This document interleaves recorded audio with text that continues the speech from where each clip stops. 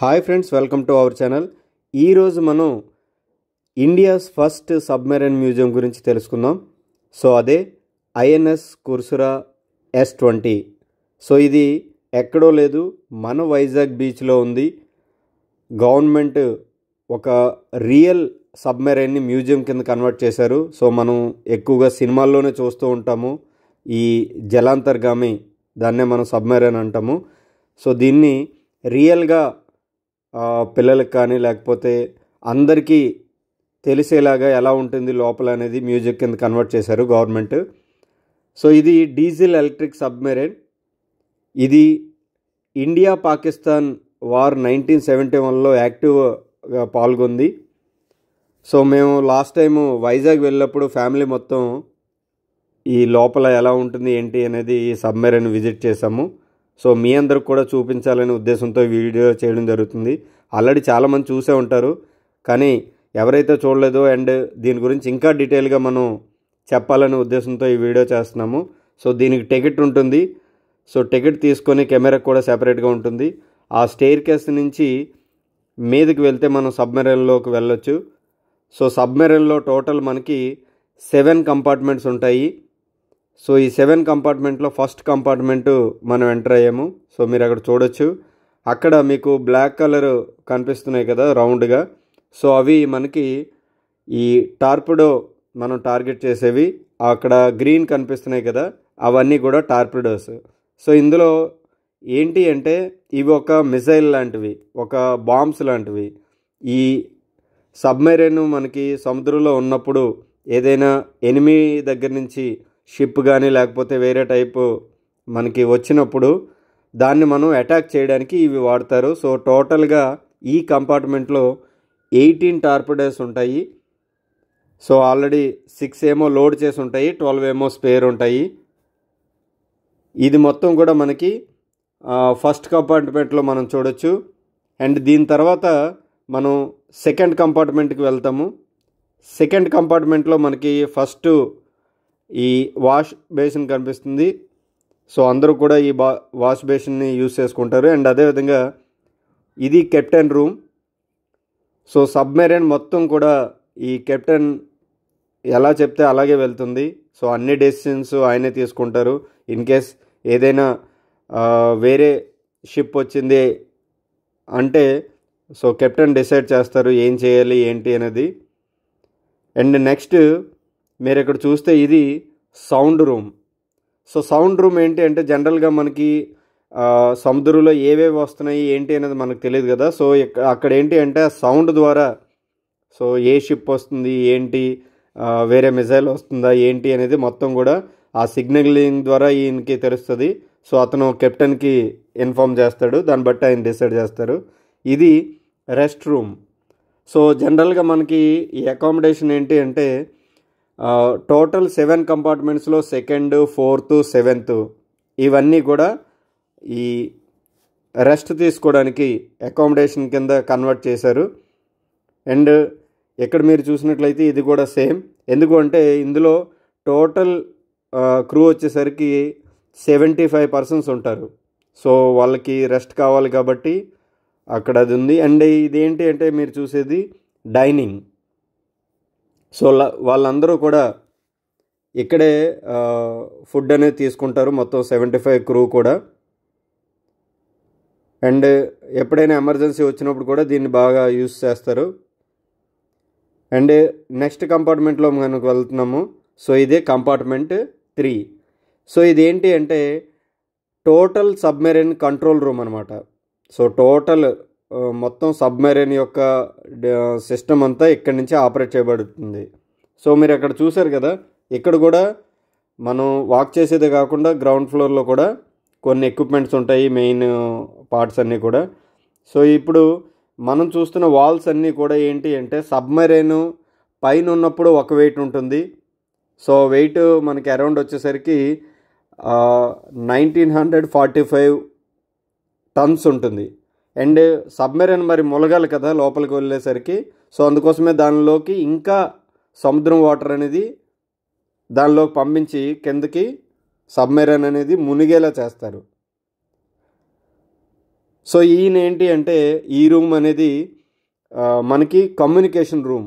So communication room అంటే submarine మనకి సముద్రం లోపల ఉన్నప్పుడు మరి సిగ్నలింగ్ ఎలాగా క్షేమంగా ఉన్నారా ఏంటి అనేది ఒక కోడింగ్ సిస్టంలో వాళ్ళ యొక్క మెయిన్ ఆఫీస్కి పంపించడం జరుగుతుంది, అక్కడి నుంచి వస్తుంది అనమాట. సో ఇది కూడా మనకి ఒక రిలాక్స్డ్ రూమ్. అండ్ మీరు ఇక్కడ చూసారు కదా, అది సూట్ అనమాట. సో ఎప్పుడైనా సరే ఈ సబ్మెరైన్ మనకి డేంజర్లో ఉన్నప్పుడు, సో అప్పుడు ఏంటి అంటే అందులో ఉన్న వాళ్ళందరూ కూడా ఒక్కొక్కరికి ఒక్కొక్క సూట్ ఉంటుంది సెపరేట్గాను. సో ఆ సూట్లు యూజ్ చేసి సబ్మెరైన్ వదిలేసి ఇన్ కేస్ అది డేంజర్లో ఉన్నప్పుడు, కింద పడిపోయినప్పుడు, సో వాళ్ళు పైకి వచ్చేస్తారనమాట. ఈ సబ్మెరైన్ని ఈ మ్యూజియం కింద కన్వర్ట్ చేయడానికి గవర్నమెంట్కి 6 crores అయ్యింది. సో నార్మల్ విషయం కాదు ఇది. అండ్ ఇక్కడ మీరు చూస్తే ఇది కిచెన్. సో జనరల్గా ఈ సబ్మెరైన్ మొత్తానికి 2 కుకింగ్ పర్సన్స్ ఉంటారు.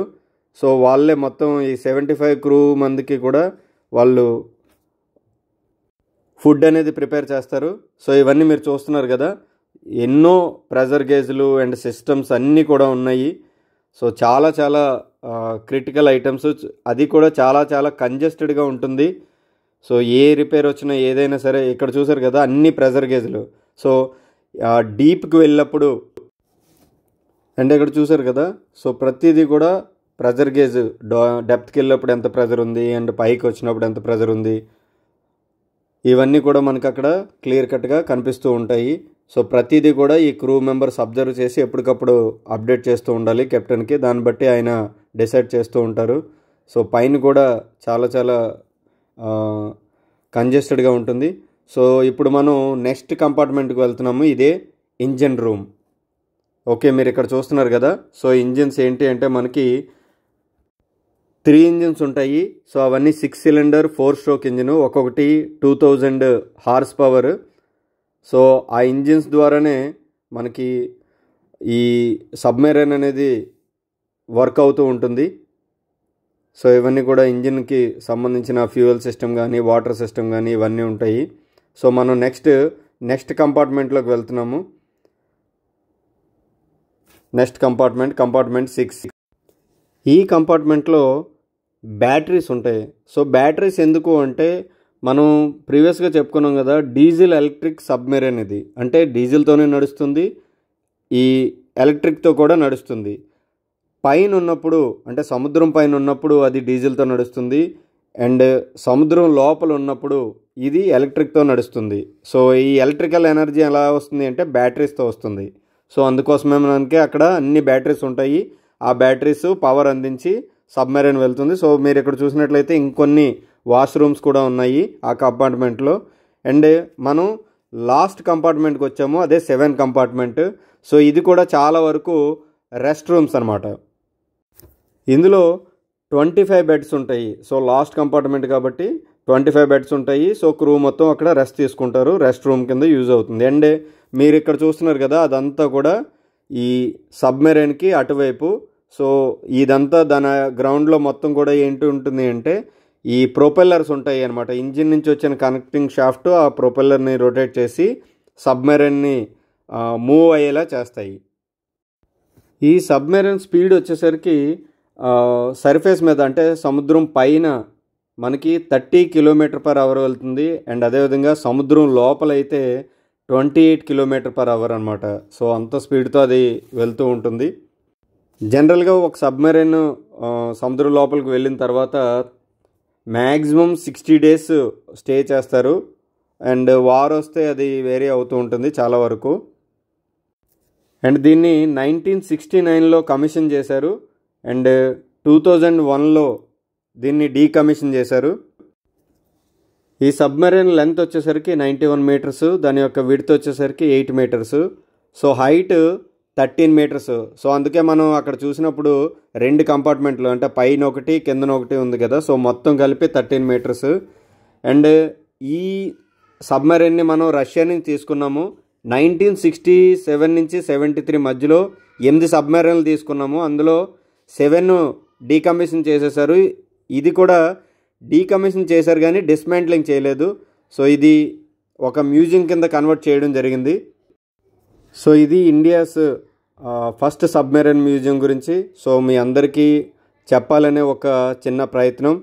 సో మీకు నచ్చితే లైక్ చేయండి, మన ఛానల్ సబ్స్క్రైబ్ చేయండి, షేర్ చేయండి.